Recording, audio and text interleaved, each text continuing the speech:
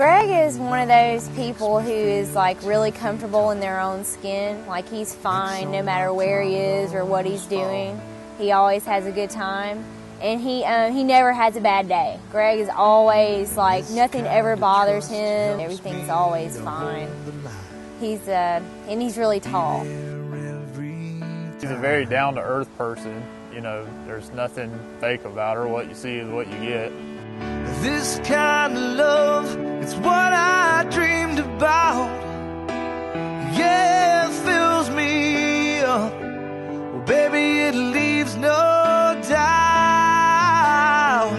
This kind of love, it's why. Greg and I met in middle school. I was talking to a mutual friend of ours, and she overheard my voice, and she thought I was trying to do an impression of Butthead from Beavis and Butthead. She comes marching up to me. "That's not your real voice. Stop doing that." And I was like, "No, this is my real voice. Who are you?" We went all through high school together, and then after we graduated, we didn't see each other for about 7 or 8 years, and we met back up. But then when we kind of refound each other a few years later, and you know, everything's been great since then. I think that the thing that I love most about Greg is that he was what God wanted for me. He's selfless, he's kind, he's funny, and he knows what I need, and he just loves me to death. Well, baby, it leaves no doubt. This kind of love, it's why I'm standing here. It's something that we can share. I can't get enough of this kind of love. We know each other from top to bottom. She's my best friend, so I'm marrying my best friend. I know it's cliche or whatever, but it's happening for us, and I'm marrying my best friend. That's the best part. I love everything about Greg, but the things that I love most about him are that he is patient, he is a good listener, he puts up with me, he knows me better than anybody. It leaves no doubt. This kind of love, it's why I'm standing here. It's something that we can share. I can't get enough of this kind of love. When we first started dating, that's where we wound up a lot, is going to places in the Virginia Highlands. And there's a little bar down there called George's that's just like a little kind of hole-in-the-wall place where you can just grab a beer and a burger and spend a lot of time there. She likes to go walk around the little shops there, the little ice cream shop that's over there. So it's just a little fun area that she loves to come back to. All the things you are to me, darling, you have set me free. I'll always give you what you need and what you deserve. I kind of pulled one over on her. I went behind her back and called her boss, Missy, and asked if it would be okay for me to come in one Friday afternoon and propose to her there, because that'd be the place in the world she'd expect it at least to happen. I knew that it was coming, but I wasn't sure like when. She had somebody go pull Amanda off to the side, and she snuck me in one of the patient rooms.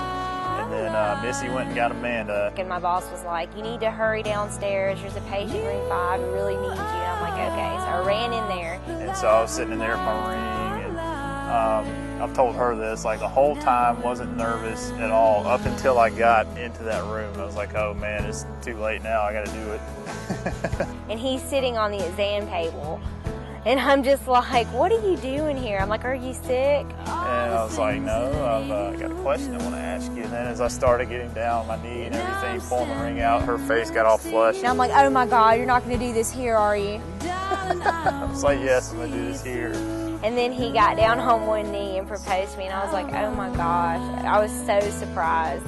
And got the ring out. All her boss, all the other nurses worked there, maybe 20 women all kind of peeking around the door with their camera phones, taking pictures and everything.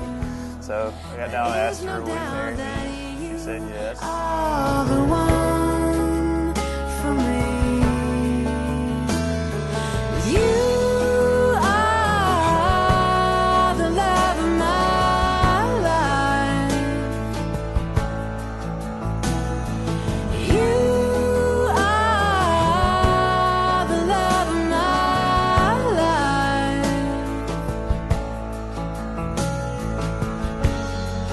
There'll be time, there'll be things we will bring, but everything is gonna be fine. Now you're in my life. Greg always listens to me. He's a good listener. He always listens to what I say. He knows me better than I know myself most of the time. So, We both know the other person all the way down as far as you can know them. So we just love each other because of that, I guess you could say. no, he's just accepting me for who I am and loves me anyway. It's yours to keep. God has blessed this sacred vow. Angels fly above, look down to see the two of us who found the perfect love. You are the love of my life. You are the love of my life. You are the love of my life. Yeah, you Amanda, I promise you that I will always love you. I'll always be here for you no matter what you need. I promise that I'll do the best I can to make our marriage just, the absolute best thing it could be. And I promise, Greg, that I will love you and be good to you and be sweet to you for all of our days.